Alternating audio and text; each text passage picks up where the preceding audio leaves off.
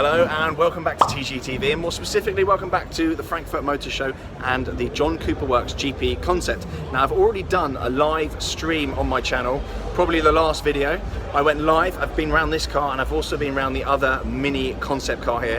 Very, very cool car, so make sure you check that out. But this is not about these cars, this is about the other cars of the Motor Show. I'm going to go for a little stroll around and show you exactly what's on offer.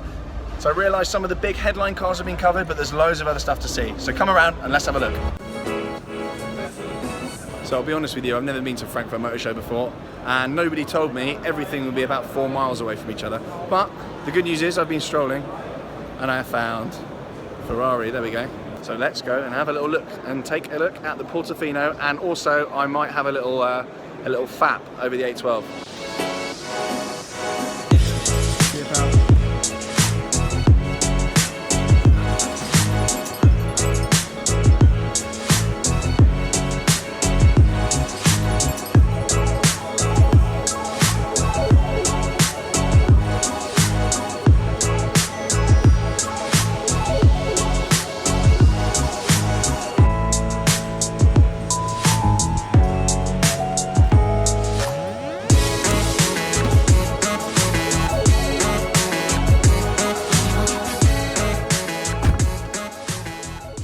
So I'm here at the Ferrari stand.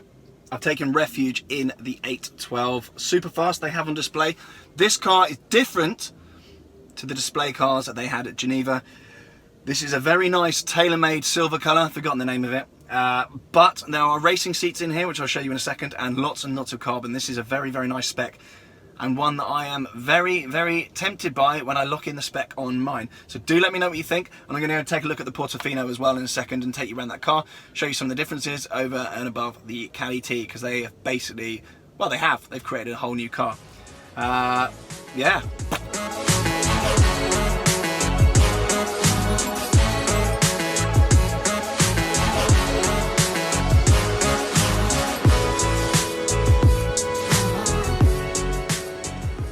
Okay, so I got hauled out of the 812 because I was told the Atelier room, the kind of the personalisation department of Ferrari, this little back room here, was free. So I've been at this screen here, specking up an 812. That's obviously not mine on the screen. No, it's not. Assessing lots of different options, but I think I finally decided, after playing around and annoying the lady for quite some time, I finally decided on a spec. So I'm going to go off to Colchester and lock in the spec hopefully this weekend. So stay tuned on that one. I might reveal it then, I might not, I might do loads of clickbait, we shall see. But I've gone for a special order paint again and some quite cool options, so do stay tuned for that. But anyway, let's go and take a look at the Portofino and maybe some more of the 812 because I'm absolutely obsessed. So anyway, I'm back on the stand. I'm going to go and sit in the Portofino and talk you through some of the changes they have made to this car.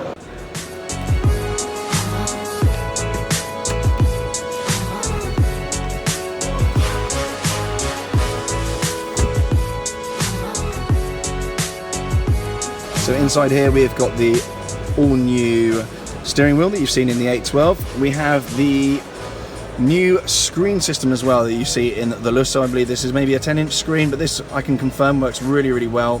It worked amazingly on my trip to Le Mans in the GTC4 Lusso a few videos back.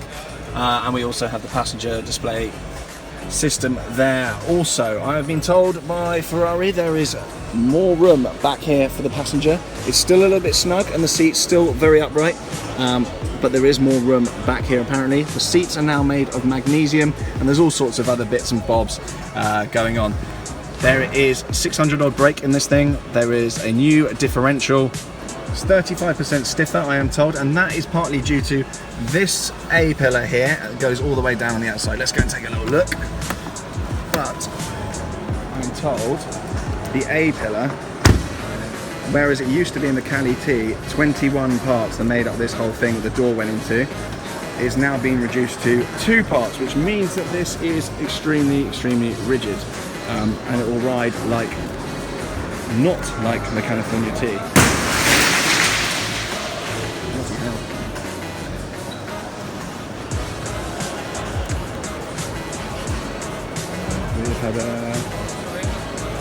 We've had a disaster live on air.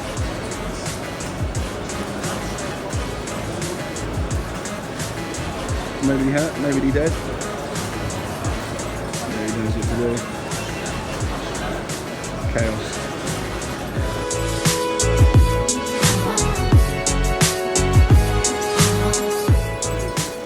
Anyway, the show must go on. There are cars to look at. No time for faffing around. So we also have this amazingly spec'd Portofino here, which I'm going to go take a little look at now.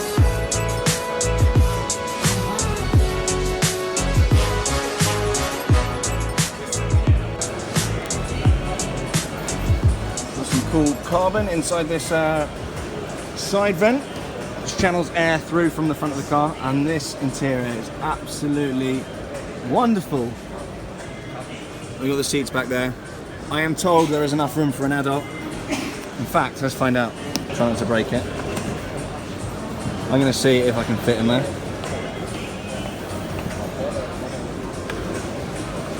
Oh, glad you guys can't see this. It's very undignified. So I'm in here. I'm not really sure I fit, but I'm a bit lanky. With the roof off, I would definitely fit. Let's see if we can get this seat back. I think it's going to crush my feet. I can confirm it has a safety function that it doesn't actually crush you. So yeah, I am in the back of the new Portofino. It is doable. It is doable, just about. But there's definitely more room in here than there was in the Cali T, because I did not fit in the Cali T at all. There we go. Little horse in the headrest, just in case you forgot what you were. Oh. That was very undignified.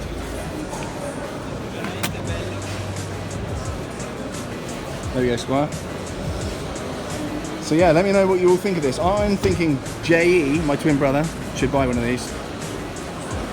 I think it looks amazing, and in the flesh it really makes a lot of sense. And they've also changed the design concept of it.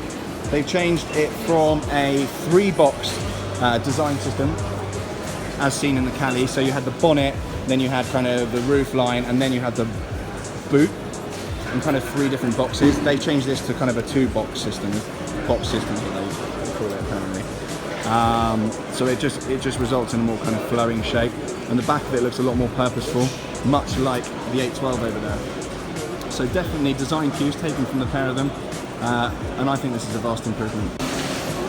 So the boring stuff, you have a turbo V8, 3.8, it's exactly the same engine pretty much as in the 488. You've got 600 odd brake horsepower. All your boring stuff's there, 0 to 60 in 3.5 seconds, that is more than enough. Interestingly also, this is a new colour, it's called Rosso Portofino. I like what they did there. But anyway, I'm going to stop Ferrari fanboying and go and look at the AMG Project 1. So I'm out. Thank you very much, Ferrari. It's been a pleasure. Yeah, still getting distracted. I'm off to Mercedes, and they, I must say, cannot be missed here. They've got the most ridiculous stand. It's not a stand, it's a building. They've really not messed around. It's all kicking off here. We've got a F1 simulator, and then we've got Mercedes. So let's go and have a little look. I'm going to hunt down the Project 1. You're someone driving around inside in a smart car. I'm not sure I'm particularly interested in that. Where's the hypercar? Aha. We're getting close. Clues on the wall. Get out of the way. Oh, there's someone presenting it. Might just let him do it. A lot from longer cars as well. You can see the influence of the aero of downforce on the front axle. He's doing a better job of it than me. I might just let him do it. No? You doing any more, mate? No. So here we go. Sorry for the trolling. The AMG Project 1. You've probably seen this thing before on the internet. I'm not going to bore you with the facts. But eat a Chiron for breakfast, which is all you really need to know. Very useful consumer knowledge. They've not left the wing up on this one though, unfortunately. There is a wing that extends out the back. Right, stop filming the lady bending over. Stop getting distracted, Tom. So there we go. Here's the rear. What do you all think? Again, I know most of you have seen this already, but I had to go and check it out for myself, and I thought I might as well film it. Very odd exhaust design there. and this centre part here, and a lot of the press images, this whole wing comes up, and then this centre part here kind of comes out as well. Ludicrous. I must say in the flesh, it's a lot less boring. Some pictures, I don't know if I can say that loudly in front of Mercedes people, but no, it does look amazing, absolutely amazing.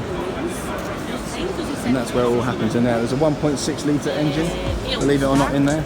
It revs up to 11,000 revs, not 15,000 like the F1 cars. That would mean you needed to get it serviced every time you went to the shop. So they've limited it to 11,000 revs, apparently, so I've been told. And yeah, that is quite a lot of revs. Sneak peek in there. Absolutely ridiculous. And my camera's terrible, what can I do? But there we go.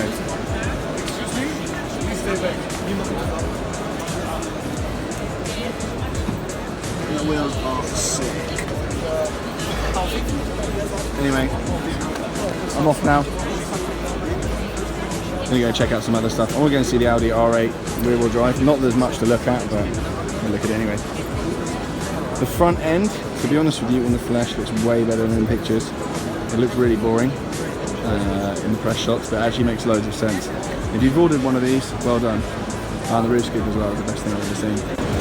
For now though, buy Project One. Alright, a little bit of Lamborghini banter, very quickly. Ventador S, Roadster, blah blah blah. We got Hurricane Performante over there. I really like those wheels actually. Not a huge amount to be said, to be honest. Aventador with no roof, great. Performante with a very punchy spec. I'm going to go over there and look at that actually. Big fan of this spec. Bronze wheels, absolute vibe. Well, over the top-ish. Let me know what you make of this spec. Does look awesome. Can't wait for mine. You want to know how I spec mine? Go back a few videos. There is a video of it. And that is it for Lamborghini. I don't think they really could be bothered this year. Yeah, just the two cars. Don't need any more than that. Obviously no trip to the Frankfurt Motorshow would be complete without going and seeing some Porsches. So here we go, we have a GT3 without the wing on it for some reason. If you've bought a 911R for overs, I know everyone's saying this, but I'm saying it as well, just for the sort of it. If you bought a 911R for overs, sorry, there's lots of people in the way. If you bought one for overs, soz. Sell it and buy one of these and put some stripes on this. You stick a little R on the back when you're done. Slightly more interesting than the GT3 without a wing is the GT2 RS we see here. Massive fan of these wheels, they are sick. Let me come around so you can get a proper look at it. Have a little look inside. Oh yeah. Didn't like that. This one's got the Weissach package, I believe. Yes. It says on the seat. The details on this thing are insane. Absolutely insane.